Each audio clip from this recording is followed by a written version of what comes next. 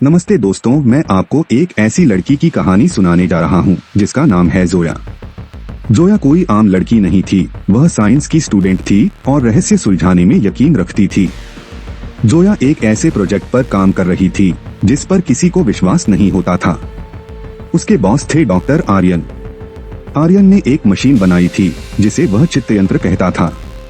उसका मानना था कि यह मशीन इंसान के पिछले जन्म की बची हुई यादों को, जिसे वह अवशिष्ट चेतना कहता था, पल भर के लिए जगा सकती है। सीधे शब्दों में कहें तो आर्यन पुनर्जन्म को विज्ञान से साबित करना चाहता था। एक रात जोया उस मशीन के सामने बैठी थी। लैब में हल्की नीली रोशनी थी और बाहर तेज बारिश हो रही थी। जोया थोड़ी डरी हुई थी, लेकिन आर्यन अपने जुनून में डूबा हुआ था। जैसे ही आर्यन ने मशीन शुरू की, जोया के माथे पर एक हल्की रोशनी पड़ी। जोया को तेज सिरदर्द होने लगा। उसने आंखें बंद कर लीं और जो कुछ महसूस हो रहा था बताने लगी। जोया ने कहा, अंधेरा है। और एक आवाज बहुत दूर से।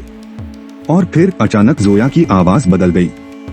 वह बहुत धीमी और टूटी हुई थी। उसने हिंदी की एक ऐसी बोली में कुछ कहा जो आज कोई इस्तेमाल नहीं करता।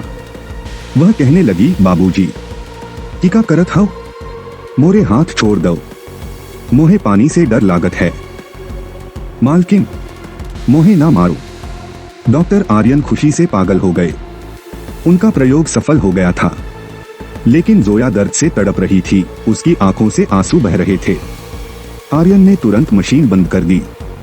जोया हांफते हुए कुर्सी से गिर गई। अगले दिन जोया अपने घर पर थी। सब कुछ सामान्य लग रहा था, सिवाय एक बात के। उसका प्रेमी विवेक उसके साथ बैठा था।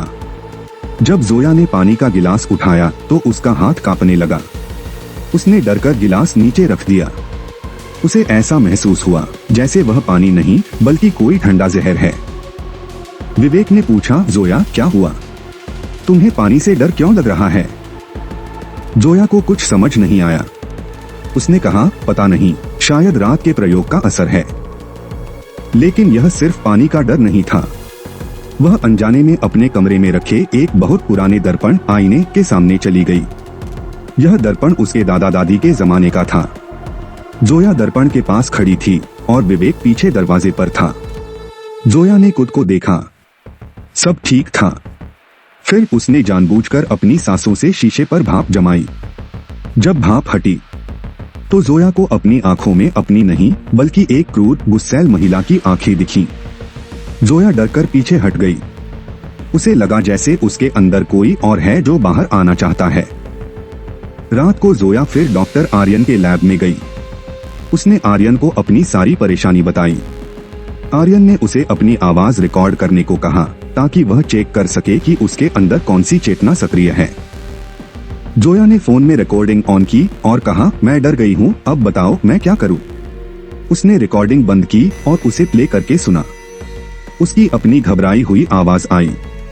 मगर फिर ठीक जोया के शब्दों के बाद रिकॉर्डिंग में एक तीसरी आवाज आई। एक गहरी ठंडी पुरुष की आवाज जो फुसफुसा रही थी, अब तुम मेरा सामान हो, मुझे वापस दे दो, तुमने मेरा सब कुछ छीन लिया। जोया डर के मारे फोन को जमीन पर गिरा देती है। वह और डॉक्टर आर्यन एक दूसरे को बस देखते रह जाते हैं। यह आवाज किसकी थी? नौकरानी की जो मार दी गई थी, या जमींदारनी की जो क्रूर थी, या कोई तीसरा था? और सबसे बड़ा सवाल, जोया ने किसका सब कुछ छीना था? यह राज खुलेगा अगले एपिसोड में।